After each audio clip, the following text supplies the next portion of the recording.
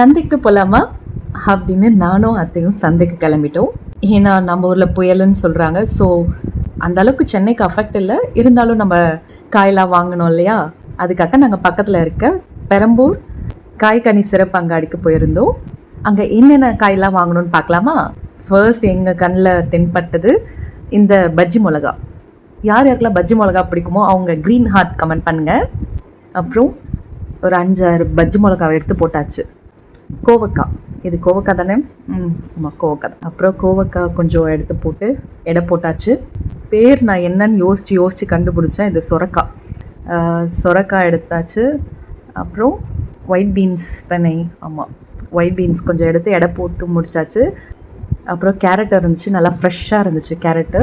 அப்புறம் அது கொஞ்சம் எடுத்து எடை போட்டு சௌ எஸ் ஆமாம், எனக்கு காய்கறி கொஞ்சம் இப்போ தான் பேர்லாம் தெரிஞ்சிருக்கு. ஏதாவது தப்பாக சொல்லியிருந்தால் கமெண்ட்டில் மென்ஷன் பண்ணுங்கள். அப்புறம் பீன்ஸ் பாருங்கள் எவ்வளோ ஃப்ரெஷ்ஷாக இருக்குது. எல்லாத்தையும் சேர்த்து ஒரு மாதத்துக்கு வாங்கிட வேண்டியதான் அப்படின்னு சொல்லிட்டு நாங்கள் வாங்கினோம். பீன்ஸ் எடுத்துக்கிட்டோம். இருந்துச்சு. எலுமிச்சப்பழம் நம்ம வீட்டில் இருக்குது. பாவக்காவும் வீட்டில் ஆல்ரெடி ஸ்டாக்கில் இருக்குது. ஸோ நம்ம வெண்டைக்காவை எடுப்போம். எப்படி பச்சை பசேன்னு வெண்டைக்காய் இருக்குது, அப்படியே கொஞ்சம் பார்த்து பொறுக்கி போட்டுற வேண்டியதான். ஓகே, குக்கும்பர் எங்களுக்கு ரொம்ப பிடிக்கும். ஸோ அது 2 எடுத்து போட்டாச்சு. அப்புறம் தக்காளி, இது நாட்டு தக்காளின்னு நினைக்கிறேன். நல்லா ஃப்ரெஷ்ஷாக இருந்துச்சு. அத்தை வந்து டார்க் ரெட்டாக இருக்கிறதெல்லாம் எடுத்துக்கோமா அப்படின்னாங்க. எனக்கு எடுக்க தெரியாது, ஸோ சொல்லி கொடுத்தாங்க. அப்புறம் பீட்ரூட் எடுத்துகிட்டு வாமான்னு சொன்னாங்க. நமக்கு பீட்ரூட் எப்படி பார்த்து எடுக்கிறதுன்னு தெரில, நான் சைஸை பார்த்து தான் எடுத்தேன். அப்புறம் அது ஒன்று எடுத்துகிட்டு முள்ளங்கி 2, அப்புறம் வாழைக்காய் பஜ்ஜி போடலான்னு சொல்லியிருந்தாங்க அத்தை. ஸோ வாழைக்காய் எடுத்துக்கிட்டோம். அப்புறம் அந்த குட்டியாக இருக்குது, அது பேர் எனக்கு தெரில, ரவுண்டாக. பேர் தெரிஞ்சால் கமெண்ட்டில் சொல்லுங்கள். அப்புறம் கொடமிளகாய் ஒன்று எடுத்து போட்டு எடை போட்டாச்சு. ஒன்று அங்கங்கே எடை போடணும் போல். நான்லாம் இந்த மார்க்கெட்டுக்கு இப்போ தான் ஃபர்ஸ்ட் டைம் வரேன். எங்கள் ஊர் மதுராந்தகத்தில் தான் நாங்கள் மார்க்கெட்டுக்கு போவோம், சந்தைக்கு.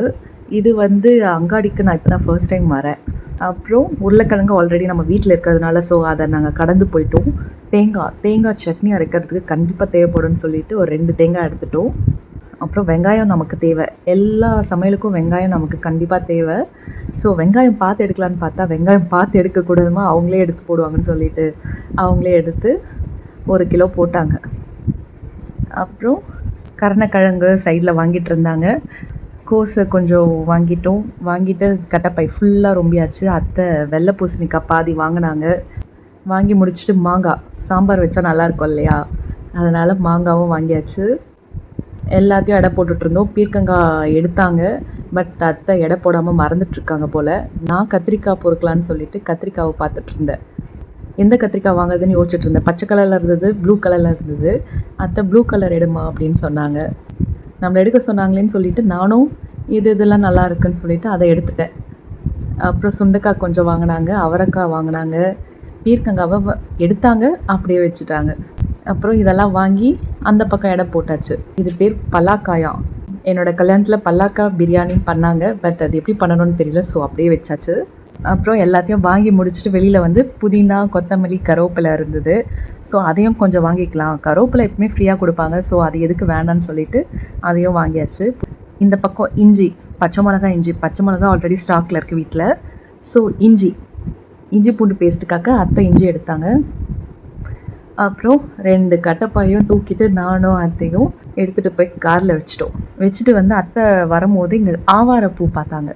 கஷாயம் பண்ணி குடித்தா நல்லதுன்னு சொன்னாங்க. ஸோ அதையும் வாங்கிட்டு ஒரு வழியாக வீட்டுக்கு ரிட்டன் ஆயாச்சு. 2 கட்டைப்பை ஃபுல்லாக வாங்கி முடிச்சுட்டு வீட்டுக்கு கிளம்பியாச்சு. மழை புயலுன்னு அனௌன்ஸ் பண்ணோடனே யாரெல்லாம் காய்கறி வாங்க போனீங்க கமெண்ட்டில் சொல்லுங்கள். இன்னொரு விலாகில் பார்க்கலாம். Tata bye.